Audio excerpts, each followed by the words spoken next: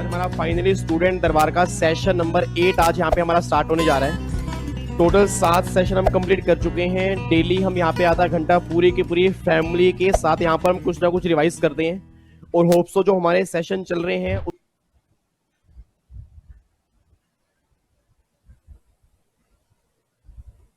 Hello hello hello hello hello hello hello good evening ji, good evening भाई, की हाल चाल। चलो जी, सभी का हाल चाल बढ़िया ही होना चाहिए। तो एक बार मैं फिर अपनी पूरी की पूरी प्रोफेशनल की फैमिली के सामने सर यहाँ पे आ चुका हूँ। आज हमारे स्टूडेंट दरबार का सेशन नंबर 45 आज हमें यहाँ पे स्टार्ट करना है। और आज के सेशन के अंदर मैंने पहले भी कहा था कि आज हम प्रैक्टिकल क्वेश्चंस की प्रैक्टिस नहीं करेंगे। आज हमें एक टॉपिक हमें रिवाइज करना है जो एग्जाम के लिए मोस्ट इंपॉर्टेंट है, एग्जाम में कंफर्म में क्वेश्चन बनेगा ही बनेगा। वो हमारा टॉपिक जीएसटी प्रैक्टिशनर का है। अब इससे पिछले वाले सेशन में हमने प्रैक्टिकल क्वेश्चन का पार्ट नंबर 4 हमने पूरा कंप्लीट किया। उसमें जो भी आपके डाउट्स है उसका रिप्लाई मैंने कमेंट बॉक्स में कर दिया था। ठीक है जी, आज हमें एक टॉपिक रिवाइज करना है, मैक्सिमम वही आधे घंटे का या 40 मिनट का होगा। बट प्लीज आपसे रिक्वेस्ट है इस टॉपिक को बहुत ध्यान से करना, क्योंकि इस टॉपिक के अंदर छोटी छोटी अमेंडमेंट्स हैं।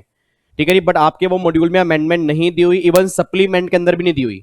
तो जिन बच्चों ने फेस टू फेस क्लास भी अभी हमारा क्लास खत्म हुई है ना, उसके अंदर एक छोटी सी अमेंडमेंट मैं और कराऊंगा। वो क्लास में हमने डिस्कस क्यों नहीं की थी, क्योंकि आपके ना तो मॉड्यूल में है ना वो सप्लीमेंट में। बट आपके दिसंबर के लिए मैं नई बुक बना रहा हूँ जीएसटी की प्रोफेशनल की, तो मैं अमेंडमेंट्स इनकॉर्पोरेट कर रहा था। तो एक अमेंडमेंट ऐसी है जो जुलाई के एग्जाम के लिए एप्लीकेबल है, वो क्लास में हमारी रह गई थी। अमेंडमेंट ज्यादा बड़ी नहीं है, एग्जाम के लिए इतनी इंपॉर्टेंट भी नहीं है, बट एक बिल्कुल छोटी सी अमेंडमेंट है। उस अमेंडमेंट को हमें यहाँ पे करना है, बट वो अमेंडमेंट तब होगी जब पहले पूरा टॉपिक हम रिवाइज करेंगे। ठीक है जी। तो जो भी बच्चे फेस टू फेस वाले हैं, ऑनलाइन क्लास वाले हैं, यूट्यूब की फैमिली वाले हैं, ये बात ध्यान दे, टॉपिक मोस्ट इंपॉर्टेंट है। और जिनके एग्जाम न्यू सिलेबस में है उनके एग्जाम में तो खास तौर पे इंपॉर्टेंट है। और मेरे ख्याल से बहुत सारे बड़े जो भी ऑफिस में जा रहे होंगे, शायद उन्हें पता होगा इस टाइम प्रैक्टिकल लाइफ में सबसे हॉट इशू जो चल रहा है जीएसटी के अंदर, दैट इज जीएसटी प्रैक्टिशनर। अब ये जीएसटी प्रैक्टिशनर कब बनते हैं, ये जीएसटी प्रैक्टिशनर कॉन्सेप्ट क्यों आया, गवर्नमेंट ने क्यों इंसर्ट किया, उसके लिए कौन कौन से एग्जाम क्लियर होने चाहिए, कौन कौन से पर्सन एलिजिबल होते हैं, क्या क्या क्वालिफिकेशन होनी चाहिए, क्या हमें एग्जाम देने पड़ते हैं, ये सारी की सारी बातें आज हमें यहाँ पे रिवाइज करनी है। ठीक है जी, इधर सुना ध्यान से। अब जो आज हमें एक टॉपिक रिवाइज करना है वो आपके सामने यहाँ पे देखो सर में लिखा हुआ है, दैट इज जीएसटी प्रैक्टिशनर। और ये जब आपने क्लास के अंदर पढ़ा होगा, आपको मैंने उस टाइम भी कहा था कि सेक्शन नंबर 48 जो है ना और एक रूल नंबर 83 जो है, ये दोनों आपके जीएसटी प्रैक्टिशनर के हैं। इट मींस अगर मैं सेक्शन 48 की बात करूंगा और रूल 83 की बात करूंगा, ये पूरे जीएसटी में जीएसटी प्रैक्टिशनर की बातें करेंगे। अच्छा, अब जो ये टॉपिक आज हम रिवाइज करने जा रहे हैं ना, पहले तो ये समझो कि ये टॉपिक जो है ना कोई नया नहीं है। अब मुझे नहीं पता कितने बच्चों ने एग्जीक्यूटिव में जीएसटी पढ़ा हुआ है, बट अगर आपने एग्जीक्यूटिव में जीएसटी पढ़ा होगा तो शायद ये चैप्टर आपने ना कंप्लीट नहीं किया होगा, बट एक टर्म्स आपने जरूर सुनी होगी, जीएसटी प्रैक्टिशनर। और मैं ये कह रहा हूं कि अगर आपने एग्जीक्यूटिव में जीएसटी नहीं भी पढ़ा, आपने इनकम टैक्स पढ़ा होगा। याद करो, इनकम टैक्स के रिटर्न के चैप्टर में एक टॉपिक आपने किया होगा, tax return prepare, section number 139B, ये टॉपिक आपने वहां पर किया होगा। जिन बच्चों ने एग्जीक्यूटिव में पहले सर्विस टैक्स पढ़ा हुआ है, जिन्होंने जीएसटी नहीं पढ़ा हुआ, उन्होंने सर्विस टैक्स में भी एक सेक्शन 71 था, सर्विस टैक्स रिटर्न प्रिपेयर, ये कॉन्सेप्ट वहां पर भी था। और जिन्होंने सर्विस टैक्स पढ़ा होगा साथ में वैट भी पढ़ा होगा, तो वैट के अंदर भी कॉन्सेप्ट था VAT return preparer. It means अब ये कॉन्सेप्ट कोई नया नहीं है, ये कॉन्सेप्ट पहले भी था, ये कॉन्सेप्ट आज भी है, ये कॉन्सेप्ट जीएसटी के अंदर भी है, इनकम टैक्स में भी है, सर्विस टैक्स में भी था और वैट में भी था। अब बच्चा ये बात कह रहा है सर ये वहां पे उनका नाम था टैक्स रिटर्न प्रिपेयर और यहाँ पे आप कह रहे हो जीएसटी प्रैक्टिशनर, तो इन दोनों के नाम में तो फर्क है ना। दोनों के नाम में फर्क इसलिए है कि जिसको हम टैक्स रिटर्न प्रिपेयर बोलते हैं ना, तो नाम से ही लग रहा है कि सिर्फ वो रिटर्न फाइल करते हैं और कोई काम नहीं करते।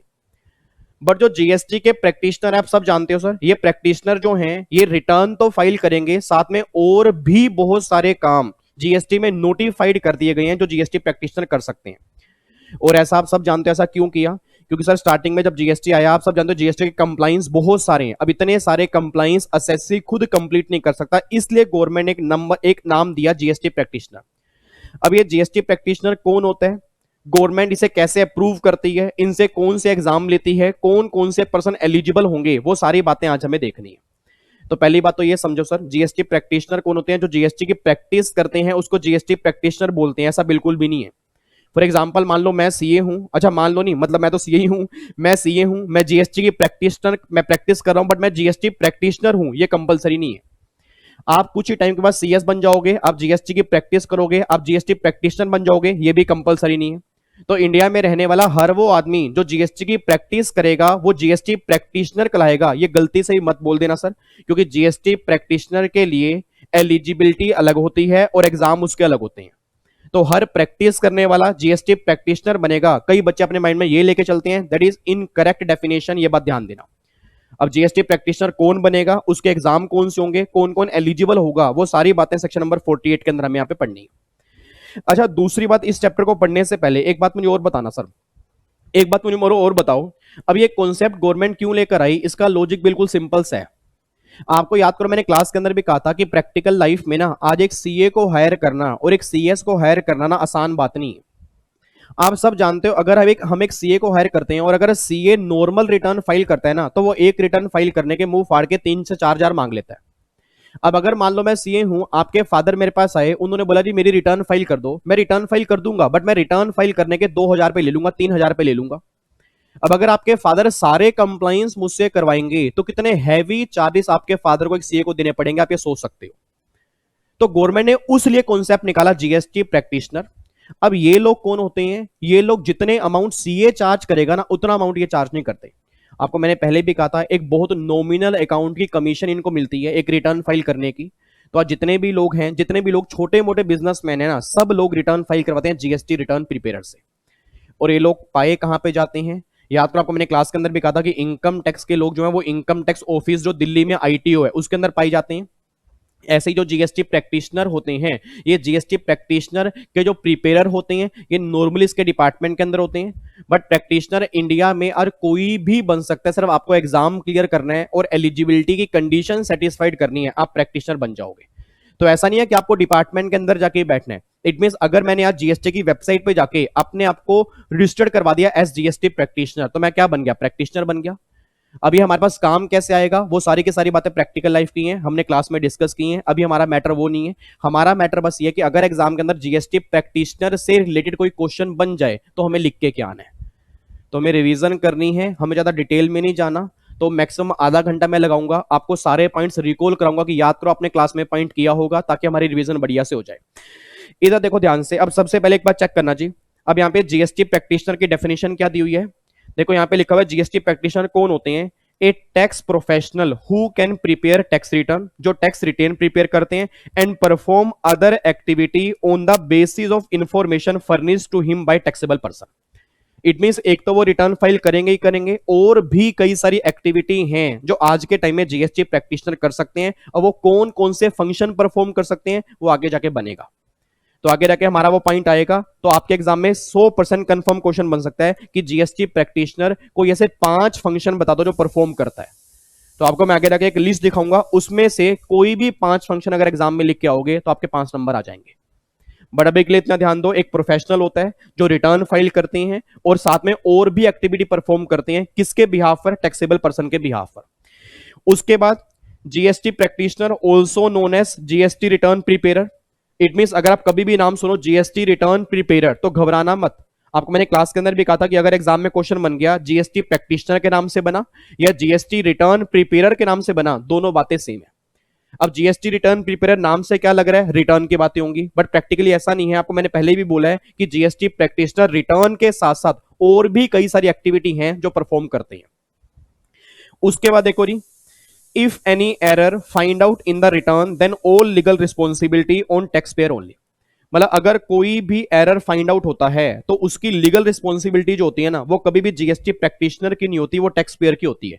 ये बात क्लियर होती है? ऑब्वियस बात है। एक बात मैंने सोच के बोला, जितने भी बड़ी बड़ी कंपनी के फ्रॉड हो रहे हैं तो उसके अंदर सीए नहीं है भैया, सीए को जेल में डाल देंगे, वो बात अलग है। सीए के ऊपर ऑब्लिगेशन है, सीए से पूछताछ की जाएगी, बट यहां पर ध्यान रखना जितनी भी लीगल रिस्पॉन्सिबिलिटी होती है ना, वो सारी की सारी असेसी के ऊपर एप्लीकेबल होती है, ये बात ध्यान दो। तो वही बात यहां पे लिखी हुई है कि लीगल रिस्पॉन्सिबिलिटी जो होगी कोई भी एरर की। रीजन ऐसा गवर्नमेंट ने क्यों किया? क्योंकि भैया जैसे आपने मुझे इंफॉर्मेशन दी उसके बेस पे मैंने रिटर्न फाइल कर दी। अब जो आपने मुझे इंफॉर्मेशन दी उसके बेस पे मैंने काम किया, तो अगर बाद में कोई जाके गलती निकली तो डिपार्टमेंट कह रही है कि हम आपको पकड़ेंगे, प्रैक्टिशनर को नहीं पकड़ेंगे, ये बात ध्यान देना। उसके बाद ji, authorization of GST practitioner on common portal that is GST PCT 05। एक फॉर्म नंबर है, एक फॉर्म नंबर है जीएसटी पीसीटी 05, उससे आपको ऑथराइजेशन मिल जाता है कि आप जीएसटी प्रैक्टिशनर बन सकते हो। उसके बाद a GST practitioner can simultaneously be engage by multiple tax payer but a tax payer can engage with only one GSTP. इसका मतलब क्या है कि एक जीएसटी प्रैक्टिशनर कई सारे असेसी का एक साथ काम कर सकता है, बट एक असेसी एक टाइम पे एक ही जीएसटी प्रैक्टिशनर से काम करवाएगा, वो अलग अलग जीएसटी प्रैक्टिशनर के पास नहीं जाएगा। यह बात ध्यान दो। तो मेरे पास 20 क्लाइंट भी आ सकते हैं, बट जो क्लाइंट मेरे पास आ रहा है उस टाइम वो काम मुझसे ही कराएगा, ये बात कहना चाह रहे हैं। उसके बाद for a GST practitioner single enrolment shall be sufficient for practising all India basis, no separate registration are required for all other state और सेंटर। इसका मतलब क्या है? वो ये बात कहना चाह रहे हैं कि आप सब जानते हो सर आज अलग अलग स्टेट हैं, अलग अलग स्टेट के एक्ट हैं, बट गवर्नमेंट कहना चाह रही है कि अगर तुम जीएसटी प्रैक्टिशनर बनना चाहते हो ना, तो अगर तुम्हें एनरोलमेंट मिल चुकी है तो पूरे इंडिया की एनरोलमेंट तुम्हें एक ही बार लेनी होगी, तुम्हें अलग अलग स्टेट में एनरोलमेंट लेने की रिक्वायरमेंट नहीं है। इट मींस आज अगर मैं जीएसटी की वेबसाइट पर गया और मैंने अपने आप को रजिस्टर्ड करवा लिया एज ए जीएसटी प्रैक्टिशनर, तो मैं ऑल ओवर इंडिया के लिए बन गया, मैं पर्टिकुलर स्टेट के लिए नहीं बना। ठीक है, तो ये बात ध्यान देना। और ये बात आपके एग्जाम के लिए इतनी इंपॉर्टेंट नहीं है, बट सर आप सीएस बनने वाले हो, कुछ ही घंटे रह गए सीएस बनने को, तो आपके छोटे भाई बहन एग्जीक्यूटिव वाले, मैंने पहले भी कहा था, आपको भगवान समझते हैं।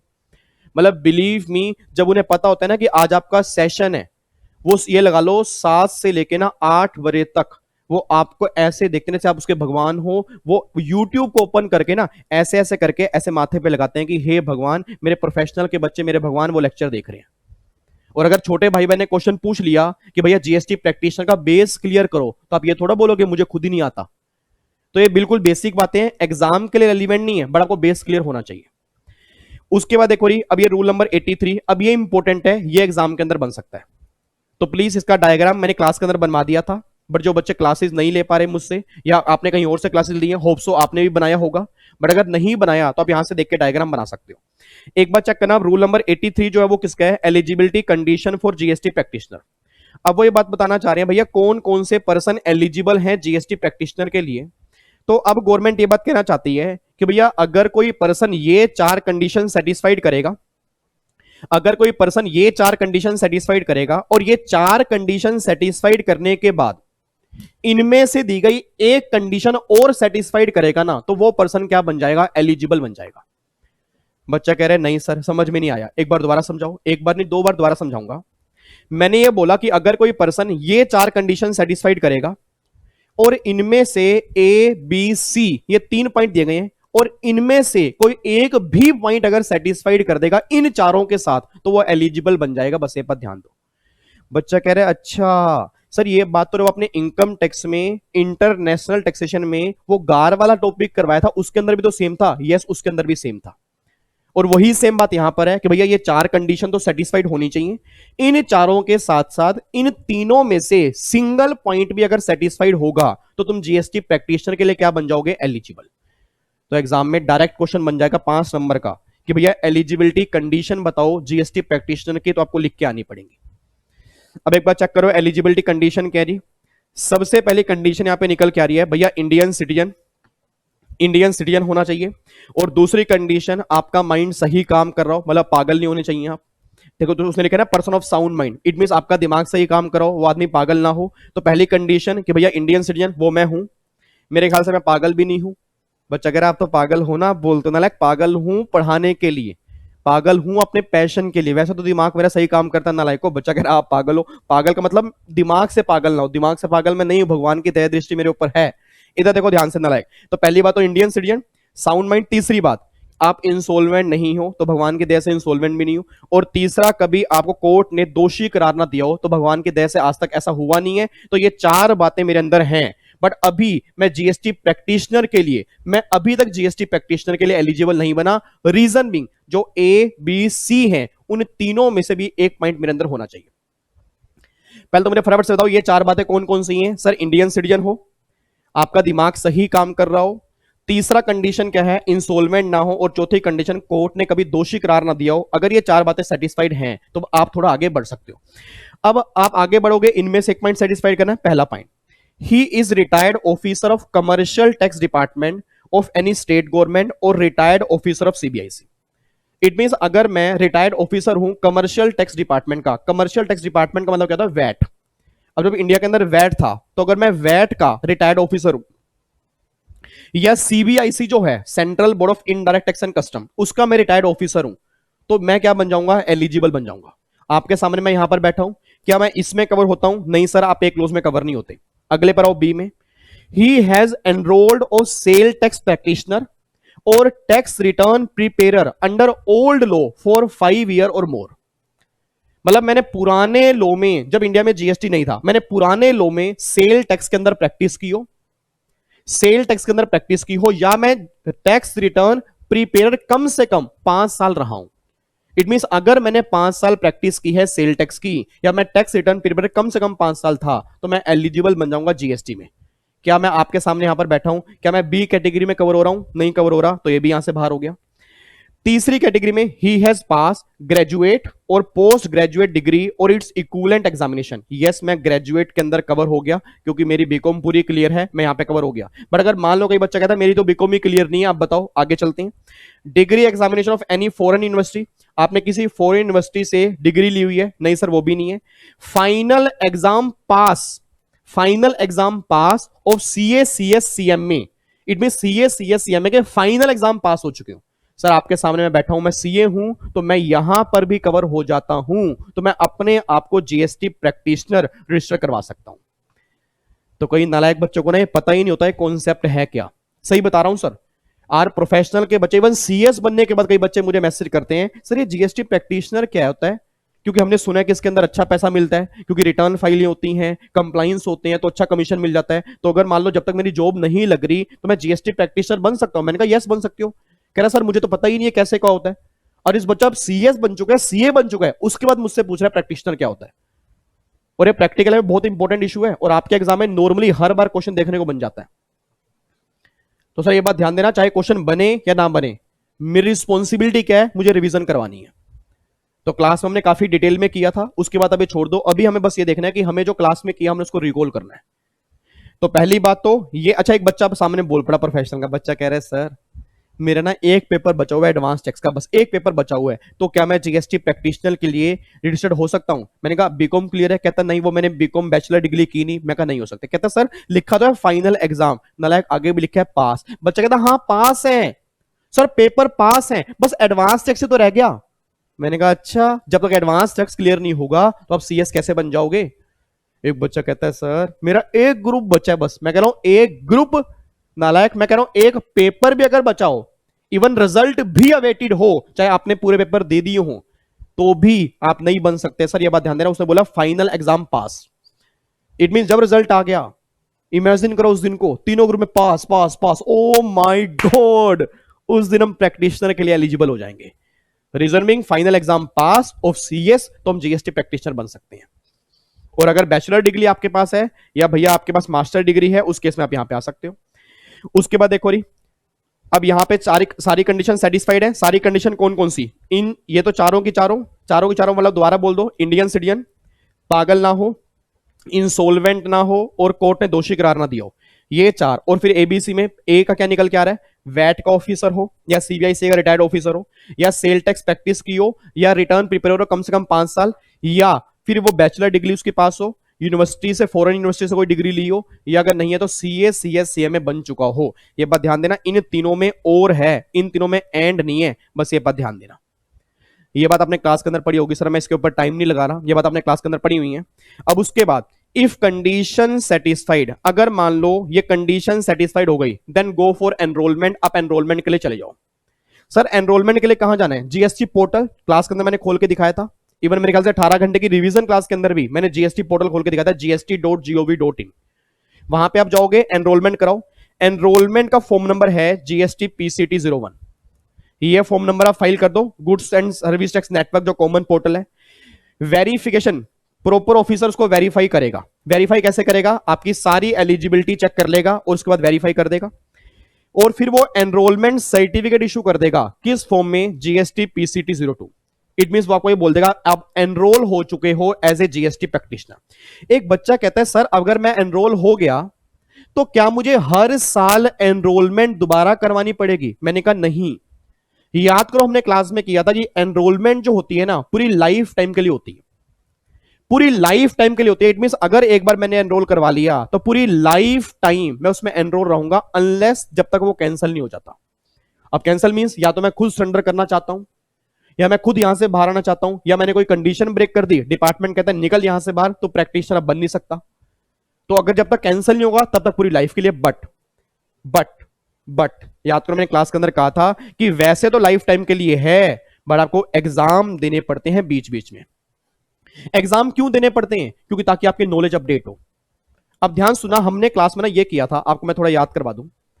हमने क्लास में ये किया था कि इन तीनों को, मतलब या तो वो वैट ऑफिसर हो, या वो सेल टैक्स प्रैक्टिशनर वाला हो, या वो ग्रेजुएट हो, पोस्ट ग्रेजुएट हो, या वो फॉरेन कंट्री वाला हो, मतलब फॉरेन कंट्री की यूनिवर्सिटी की डिग्री लेने वाला हो, या वो सीएस सीएसएम हो, सबको एग्जाम देने होते हैं। सबको एग्जाम देने होते हैं।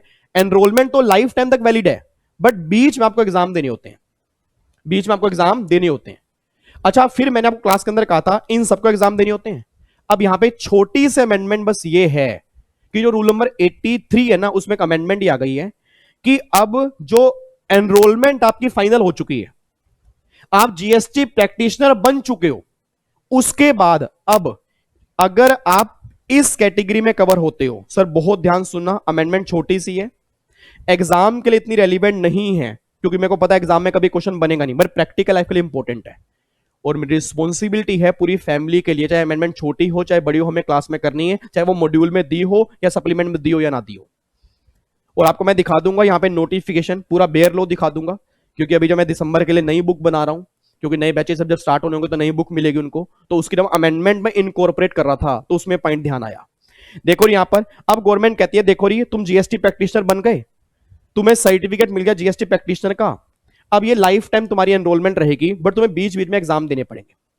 अब हमने क्लास में डिस्कस किया था कि सबको एग्जाम देने पड़ते हैं और टाइम लिमिट होती है 2 साल, मतलब इनके लिए टाइम लिमिट 2 साल की है, इनके लिए भी 2 साल के अंदर इनको एग्जाम क्लियर करने पड़ते हैं। और वो एग्जाम कौन लेता है? याद करो मैंने कहा था एक अथॉरिटी होती है, आगे जाके अभी हमारा आएगा नैकिन, याद आ रहा है कुछ? नैकिन एक अथॉरिटी होती है, जिनको समझ में आ गया अच्छी बात है, नहीं आया घबराओ मत, ये पॉइंट अभी आगे जाके आएगा। एक नैकिन अथॉरिटी होती है, वो हमारे एग्जाम लेती है, और इसके लिए 2 साल लिमिट थी, इसके लिए 2 साल लिमिट थी, और सेल टैक्स प्रैक्टिशनर के लिए मैंने आपको लिमिट लिखवाई थी, याद कर लो नोट्स में, 33 मंथ। अब यहां पे अब ध्यान देना कि अगर एनरोलमेंट हो चुकी है एज ए जीएसटी प्रैक्टिशनर, मैं 3 बार बोलूंगा ताकि मेरी फैमिली के माइंड में बैठ जाए, अगर एनरोलमेंट हो चुकी है एज ए जीएसटी प्रैक्टिशनर, अगर एनरोलमेंट हो चुकी है एज ए जीएसटी प्रैक्टिशनर, अगर एनरोलमेंट हो चुकी है एज ए जीएसटी प्रैक्टिशनर, और एनरोलमेंट कैसी हुई है, या तो इस कैटेगरी में कवर थे, या वो सेल टैक्स प्रैक्टिशनर में कवर थे, या वो सी क्लोज में कवर थे। अब गवर्नमेंट कह रही है अब जो प्रैक्टिशनर के बाद एग्जाम देने हैं ना, वो सिर्फ बी क्लोज वालों को एग्जाम देने हैं, अब ए और सी वालों को अब कोई भी एग्जाम नहीं देने। इट मींस अगर मैं प्रैक्टिशनर के लिए एनरोलमेंट करा चुका हूं, तो अगर मैं ए के थ्रू जीएसटी प्रैक्टिशनर बन रहा हूं, मतलब वैट ऑफिसर के थ्रू बन रहा हूं, तो मुझे दोबारा बीच में कोई एग्जाम नहीं देने, लाइफ टाइम के लिए एनरोल हो गया। अगर मैं सी कैटेगरी में हूं, ग्रेजुएट सीए सीएस बच्चा, लोग गवर्नमेंट कह रही है भाई तुम सीए सीएस बन चुके हो, इतने तुमने मुश्किल एग्जाम दे दी हैं, अब तुम्हें दोबारा बीच में कोई एग्जाम नहीं देने, नॉलेज तुम साथ साथ अपनी अपडेट करते रहो। बट अगर तुम सेल टैक्स प्रैक्टिशनर हो, तुमने पुराना लॉ पढ़ा होगा, तुम्हारी नॉलेज हमें टाइम टू टाइम चेक करनी है, तुम्हें एग्जाम देने पड़ेंगे, और एग्जाम देने पड़ेंगे 30 महीने के अंदर अंदर, 30 महीने के अंदर अंदर। तो यहां पे 30 महीने कर लेना जी। आपको मैं दिखाता हूं, बच्चे कहते हैं आप हमें अमेंडमेंट दिखाओ, क्योंकि हमारे सप्लीमेंट में तो दिया नहीं हो, आप पता नहीं क्या कह रहे हो। आपको मैं दिखा देता हूं जी, ये देख लो, ये आपका बेयर लो है। आप अगर सीबीआईसी की वेबसाइट पे जाओगे ना, तो आपको लेटेस्ट रूल मिल जाएंगे। आप मेरी बुक पे विश्वास मत करना, किसी ऑथर की बुक पे विश्वास मत करना, इस पे तो विश्वास कर सकते हो, ठीक है, क्योंकि मैं ऑब्वियस बात है जितनी भी बुक्स बनती हैं सर वो बेयर लो से बनती हैं, और बेयर लो से बढ़िया तो दुनिया में कोई भी नहीं है, ना कोई ऑथर है ना कुछ है, तो आपको मैं बेयर लो ही दिखा रहा हूं। अब यहां पे एक बार चेक करना, ये आपका ना, इधर देखो, ये आपका है 83A, 83A है। अब ये 83A है, एग्जामिनेशन ऑफ जीएसटी प्रैक्टिशनर। अब यहां पे इसका 6 पॉइंट है, देखो, period for passing the examination, number of attempt allowed.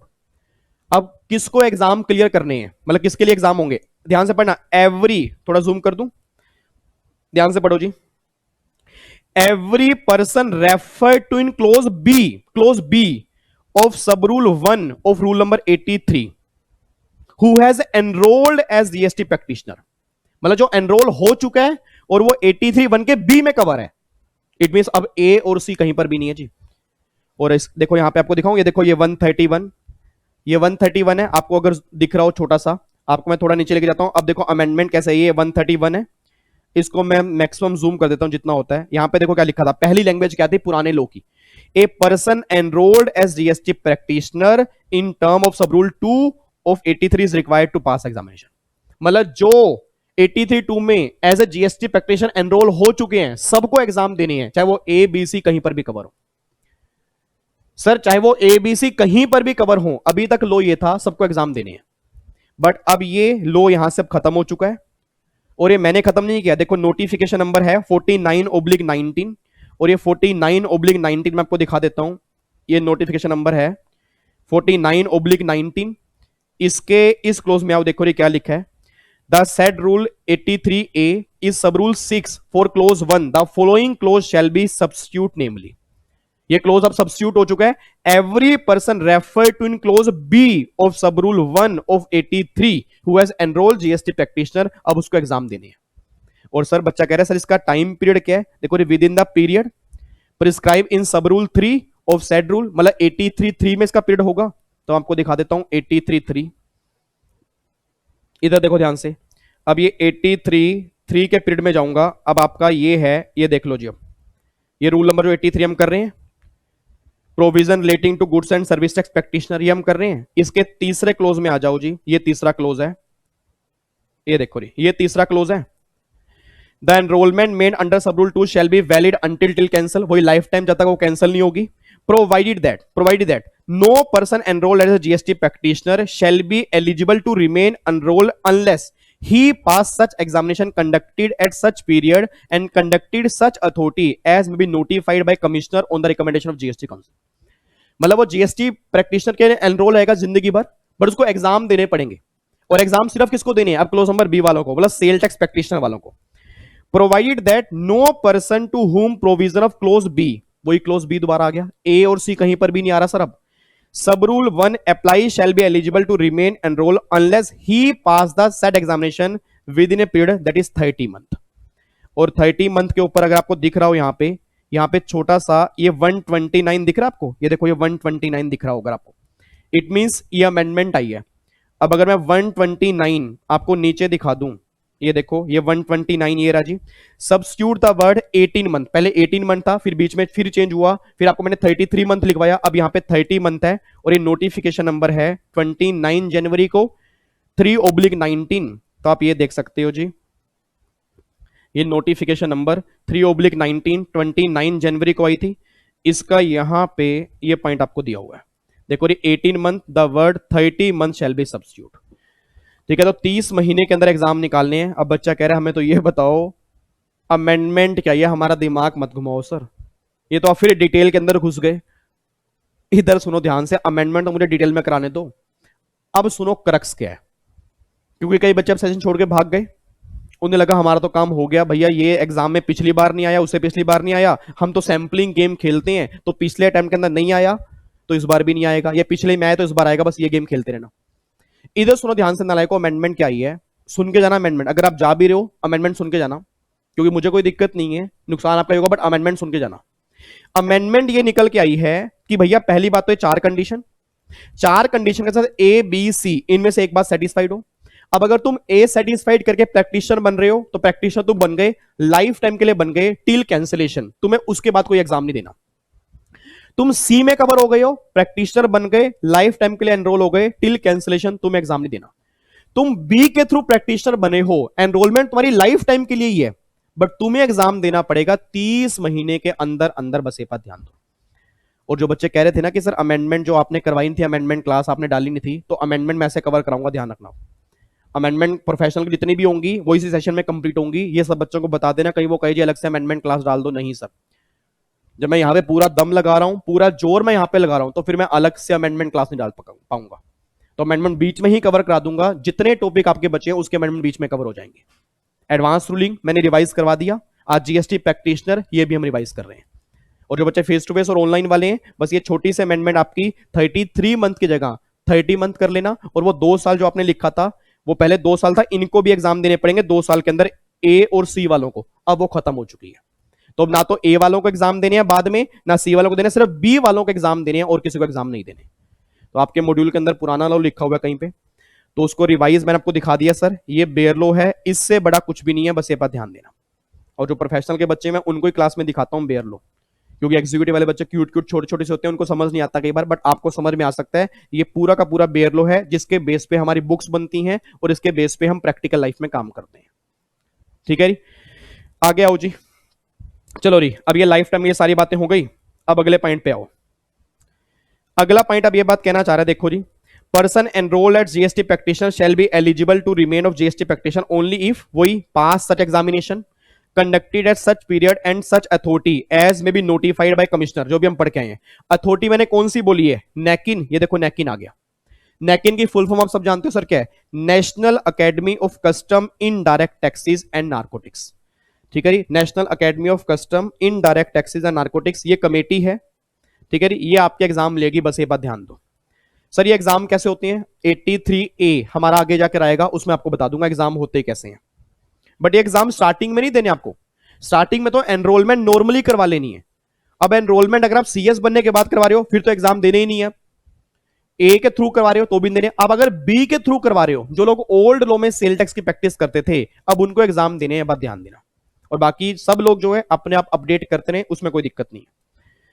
अब देखो री, GST officer entitle to remove GST practitioner if is found guilty of misconduct. आपको मैंने कहा था ना, लाइफ टाइम के लिए एनरोलमेंट है टिल कैंसिलेशन, तो जीएसटी ऑफिसर आपकी जीएसटी प्रैक्टिशनर की एनरोलमेंट कैंसिल कर सकता है। कब, अगर आप गिल्टी प्रूफ हो रहे हो। कैसे, सबसे पहले आपको शो कॉज नोटिस देगा मिसकंडक्ट का, जीएसटी पीसीटी 03 इस फॉर्म में, आप उसका रिप्लाई करोगे और फिर वो रिमूवल ऑर्डर पास कर देगा पीसीटी 04 में, ये बात ध्यान दो। और जो रिमूवल ऑर्डर आया, अगर आपको लगता है गलत है, उसके अगेंस्ट आप अपील कर सकते हो, ये बात ध्यान दो। अपील का वही, अपील का एक चैप्टर आएगा रिवीजन जब मैं कराऊंगा, तो उसमें आप अपील करो, कोई दिक्कत वाली बात नहीं है। आगे आओ जी, ये क्वेश्चन सबसे इंपॉर्टेंट है, what are the function that GST practitioner can perform on the GST portal on behalf of taxpayer. ये क्वेश्चन एग्जाम में 5 नंबर का बन सकता है कि जीएसटी प्रैक्टिशनर कौन कौन से फंक्शन परफॉर्म करता है टैक्स पेयर के लिए। क्या वो सिर्फ रिटर्न फाइल करता है, नहीं, अब वो जमाना चला गया। और ये बिल्कुल रिवाइज लो है, ये हमने क्लास में भी किया था, यहां पर भी करा रहा हूं। तो क्लास में हमने किया, सारा कुछ फुली अपडेटेड था, बट आपके मॉड्यूल में वो अमेंडमेंट नहीं दी थी सप्लीमेंट के अंदर। तो मैंने आपको बताया कि वो अमेंडमेंट हमें जरूर करनी है, क्योंकि इंस्टीट्यूट ने तो साफ साफ बोल रखा है भैया कि भैया चाहे सप्लीमेंट हो चाहे मॉड्यूल हो, गलती हमसे हो सकती है, तुम अपने आप रिवाइज कर लेना। तो वो रिस्पॉन्सिबिलिटी आपने मुझे दे रखी है, उसकी आप टेंशन मत लो, हम सब कुछ रिवाइज करके चलेंगे। आगे देखो री, a GST practitioner can undertake any of the following activity on the behalf, मतलब ये कोई भी एक्टिविटी कर सकता है, सारी एक्टिविटी कर सकता है। टोटल मिला के आपको मैं दिखा दूं, 9 तरह के काम ऐसे हैं जो जीएसटी प्रैक्टिशनर कर सकता है। सर पहले काम पता है कितने थे, सिर्फ पहले 5 थे, और अभी लेटेस्ट में 4 काम और ऐड हो चुके हैं, जो आपके जुलाई और दिसंबर दोनों के लिए एप्लीकेबल है। तो टोटल 9 काम है, इन 9 में से ना कोई 5 याद कर लेना। ऐसा मैं क्यों कह रहा हूं कि अगर फंक्शन पूछेगा, अगर फंक्शन पूछेगा तो कोई भी 5 फंक्शन लिख के आ जाओगे, कोई दिक्कत नहीं। सर फंक्शन कौन कौन से हैं, थ्योरेटिकल बेस एक बार फटाफट से पढ़ लेते हैं। Furnish the detail of outward supply and inward supply, वही जीएसटीआर 1 और जीएसटीआर 2 तो भी जान ही रहा, तो जीएसटीआर 2A जो जाती है अभी, तो 1 और 2A जो रिसीवर के हाथ में होती है, उसकी स्टेटमेंट फाइल कर सकता है।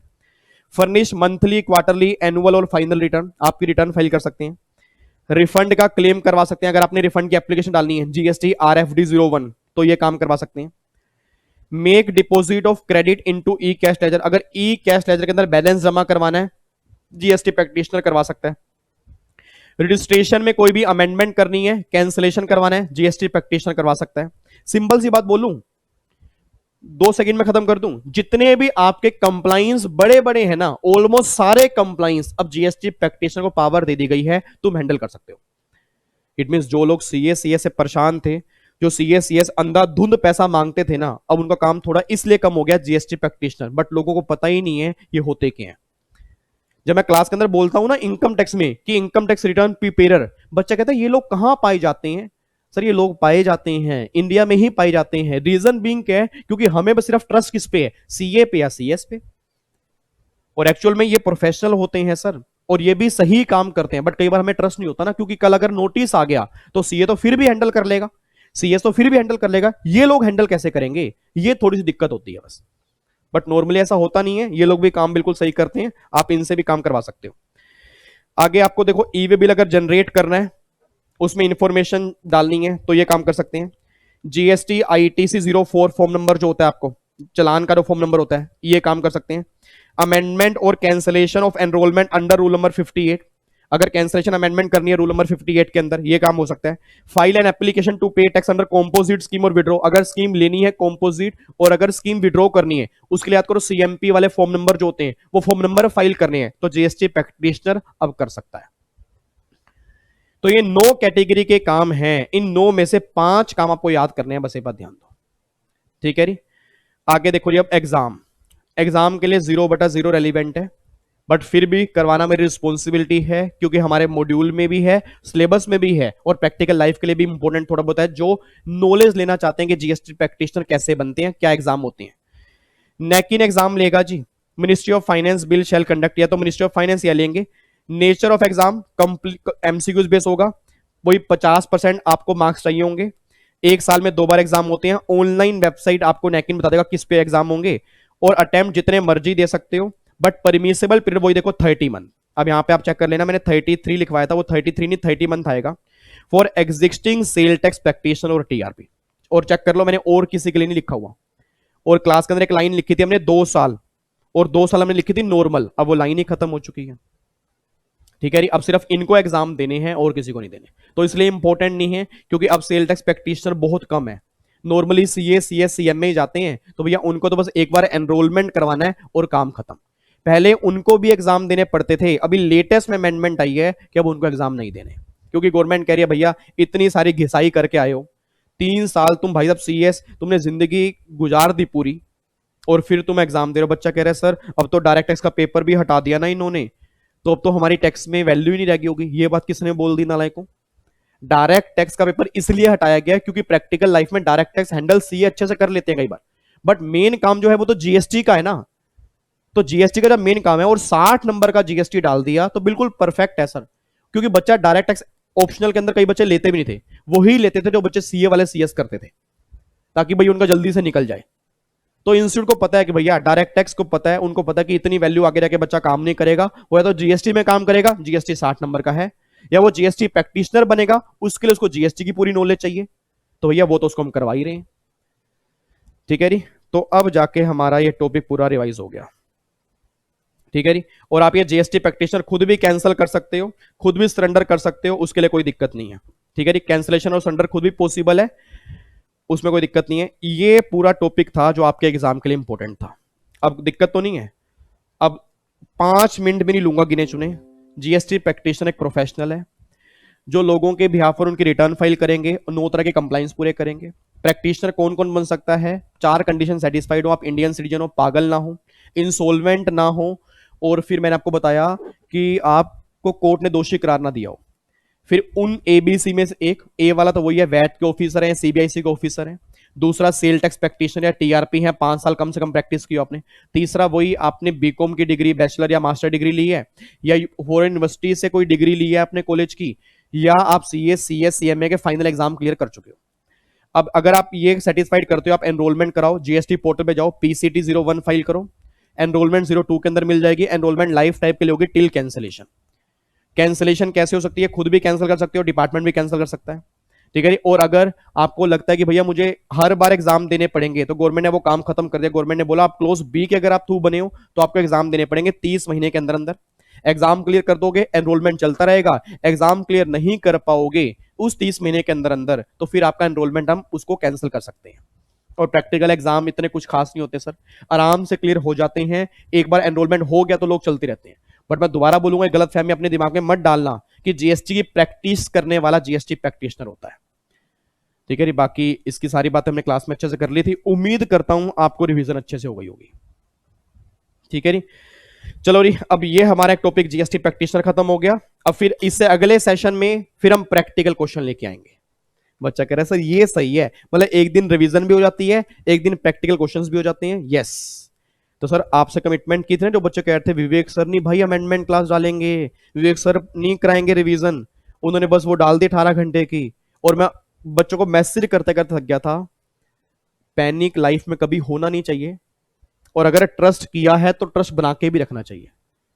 सिंपल सी बात है सर, अगर मैंने कमिटमेंट कर दी है तो भैया मुझे कैसे भी करके काम करना है। आप ट्रस्ट करो ना करो मुझे इतना कोई फर्क नहीं पड़ता, क्योंकि मुझे अपना कर्म करना है सर, और मैं दिल से कर्म कर रहा हूं, और मुझे पूरा आपको बोल दिया रिवीजन करवानी है तो करवानी है। जिस चीज की कमिटमेंट करूंगा वो पूरी भी करूंगा, जिसकी कमिटमेंट नहीं करूंगा तो उसकी कोशिश जरूर करूंगा, बट कमिटमेंट नहीं करूंगा मैं। ठीक है जी, चलो जी, फिर बाकी मुलाकात करेंगे नेक्स्ट सेशन में। जीएसटी प्रैक्टिकल क्वेश्चन करेंगे, उसके बाद देखेंगे फिर हम अपील का चैप्टर रिवाइज करेंगे। ठीक है जी, अपील का चैप्टर रिवाइज करेंगे, या देखते हैं जो भी आपका एडिशनल टॉपिक होंगे वो हम देखेंगे। ठीक है जी, बाकी रूल नंबर 42 43 आईटीसी का वो डाल ही दिया, वो रिवीजन क्लास में नहीं करवाया था, वो मैंने पूरा डिटेल में ही डाल दिया। उम्मीद करता हूं वो आईटीसी का रूल नंबर 42 43 आपने पूरा कंप्लीट कर लिया होगा विद क्वेश्चन।